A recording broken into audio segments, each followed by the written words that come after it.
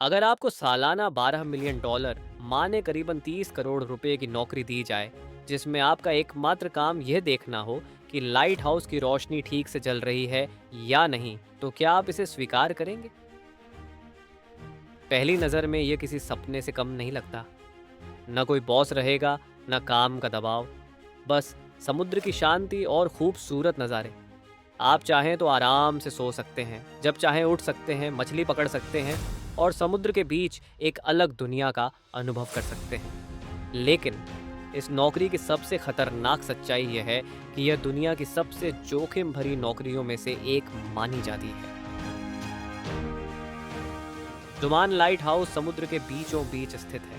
ये जगह अपने भीषण तूफानों के लिए बदनाम है। यहाँ लहरें इतनी ऊंची उठती हैं कि वे लाइट हाउस को कई मीटर तक ऊपर उठा सकती हैं।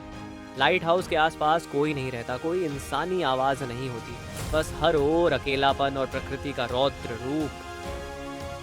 यहाँ काम करने वाले लाइट हाउस कीपर को दिन रात सतर्क रहना पड़ता है।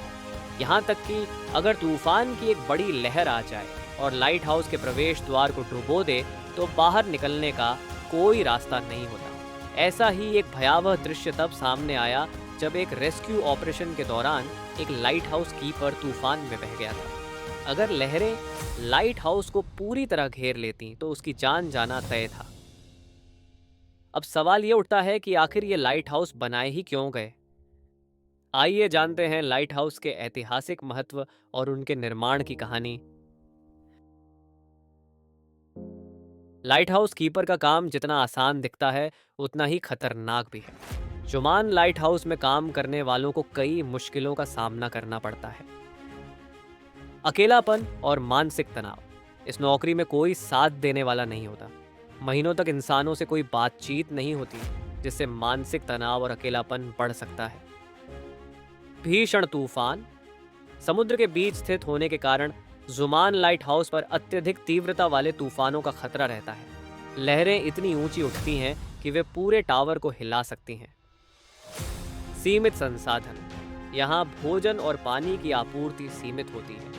खराब मौसम में हेलीकॉप्टर या जहाज के जरिए रसद पहुंचाना भी मुश्किल हो जाता है। जीवन मरण की स्थिति। अगर कोई गंभीर दुर्घटना हो जाए तो मेडिकल सहायता तुरंत नहीं मिल सकती, इसलिए यहाँ काम करने के लिए मानसिक और शारीरिक रूप से बहुत मजबूत होना जरूरी है। इस लाइट हाउस के कई कीपरों ने यहाँ बिताए गए अपने अनुभव साझा किए हैं। जॉन मैकलिन, जो 15 वर्षों तक इस लाइट हाउस के कीपर रहे, बताते हैं कि यहाँ काम करना सिर्फ एक नौकरी नहीं बल्कि एक परीक्षा है। आप अकेले होते हैं, बस समुद्र और हवा आपकी साथ ही होती है। कई बार ऐसा भी होता है कि हफ्तों तक तूफान नहीं रुकते और आप बाहर भी नहीं निकल सकते। एक अन्य कीपर थॉमस विल्किंसन ने अपनी किताब में लिखा है, मुझे याद है जब 1996 में एक तूफान आया था। लहरें इतनी ऊंची थीं कि ऐसा लगा जैसे पूरा लाइट हाउस किसी जहाज की तरह डोल रहा हो। हर चीज हिल रही थी और लग रहा था कि यह कभी भी गिर सकता है। उस समय मैंने पहली बार महसूस किया कि हम वास्तव में प्रकृति के सामने कितने छोटे हैं। प्राचीन समय में जब सड़कों का विकास नहीं हुआ था, तब जलमार्ग व्यापार और यात्रा का सबसे महत्वपूर्ण साधन था। लेकिन समुद्र में यात्रा करना अत्यंत खतरनाक था। जहाज अक्सर चट्टानों से टकराकर डूब जाते थे, क्योंकि रात के समय पानी में छिपे खतरनाक पत्थरों को देख पाना असंभव होता था। एक प्रसिद्ध नाविक कप्तान मार्शियस अपने बहादुर समुद्री अभियानों के लिए जाने जाते थे। एक रात वे अपने जहाज के साथ एक अनजान समुद्री इलाके में पहुंचे, जहां पानी के नीचे विशाल पत्थर थे। उनका जहाज इन चट्टानों से टकरा गया और डूब गया। इस हादसे के बाद उन्होंने इस तरह की दुर्घटनाओं को रोकने के लिए एक स्थायी समाधान खोजने का निश्चय किया।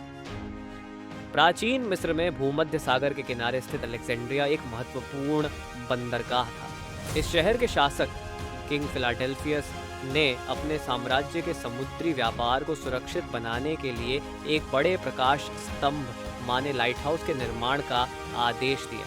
इसके लिए उन्होंने प्रसिद्ध आर्किटेक्ट सोस्ट्रेटस को नियुक्त किया। और सोस्ट्रेटस ने एक विशाल स्तंभ का निर्माण किया, जिसकी ऊंचाई लगभग 300 फीट थी। यह लाइट हाउस दुनिया के 7 अजूबों में से एक माना जाता है।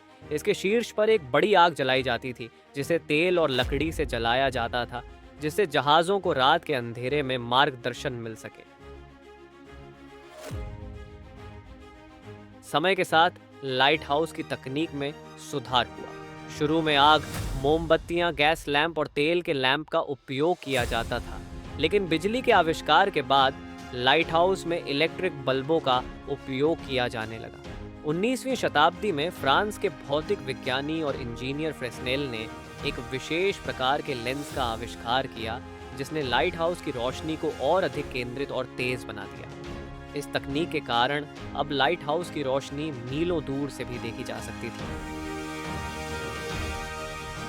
अगर आपको 30 करोड़ रुपए सालाना दिए जाएं, लेकिन इसकी कीमत आपकी मानसिक शांति, शारीरिक सुरक्षा और सामाजिक जीवन हो, तो क्या आप इस नौकरी के लिए तैयार होंगे? यह कोई साधारण नौकरी नहीं है, बल्कि यह इंसानी धैर्य, सहन शक्ति और मानसिक मजबूती की परीक्षा लेने वाली जिम्मेदारी है। अब सवाल उठता है कि क्या कोई इस चुनौती को स्वीकार करेगा? इस प्रश्न का उत्तर हर व्यक्ति के लिए अलग अलग हो सकता है। कुछ लोगों के लिए यह रोमांचक अवसर हो सकता है, जबकि कुछ इसे असहनीय यातना मान सकते हैं। अगर आप एक एक्सट्रोवर्ट व्यक्ति हैं, तो यह नौकरी आपके लिए बहुत कठिन होगी। अकेलापन और सामाजिक अलगाव आपको मानसिक रूप से तोड़ सकता है। लेकिन अगर आप एक इंट्रोवर्ट व्यक्ति हैं और एकांत को पसंद करते हैं, तो हो सकता है कि यह आपके लिए एक उपयुक्त अवसर हो। जो लोग लंबे समय तक सामाजिक संपर्क से दूर रहते हैं, वे अक्सर मानसिक तनाव, डिप्रेशन और हेलुसिनेशन जैसी समस्याओं का शिकार हो सकते हैं। लाइट हाउस की नौकरी सिर्फ शारीरिक नहीं, बल्कि मानसिक शक्ति की भी परीक्षा लेती है। कई बार तूफानों के कारण लाइट हाउस में रहने वाले लोग हफ्तों तक बाहरी दुनिया से संपर्क नहीं कर पाते। इस दौरान उन्हें अपने भोजन और पानी की उपलब्धता पर भी विशेष ध्यान देना होता है। आइए अब मुख्य सवाल पर लौटते हैं। क्या यह कठिनाई 30 करोड़ रुपए के लायक है? कुछ लोग कह सकते हैं कि इतनी बड़ी रकम के बदले वे कुछ भी सह सकते हैं, लेकिन वास्तविकता इतनी आसान नहीं है। पैसे से बहुत कुछ खरीदा जा सकता है, लेकिन मानसिक शांति, सुरक्षा और सामाजिक जीवन की कीमत कोई नहीं चुका सकता।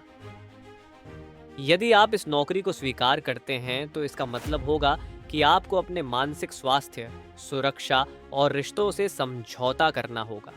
पैसा महत्वपूर्ण है, लेकिन क्या यह इतना महत्वपूर्ण है कि आप अपनी पूरी जिंदगी को खतरे में डाल दें? अगर हम इस विषय पर एक सर्वे करें, तो हमें अलग अलग विचार मिलेंगे। कुछ लोगों का मानना होगा कि पैसा ही सब कुछ है, जबकि कुछ लोगों का मानना होगा कि जीवन में संतुलन जरूरी है। आप इस बारे में क्या सोचते हैं? क्या आप इस चुनौती को स्वीकार करने के लिए तैयार हैं? अपने विचार हमें कमेंट में बताएं।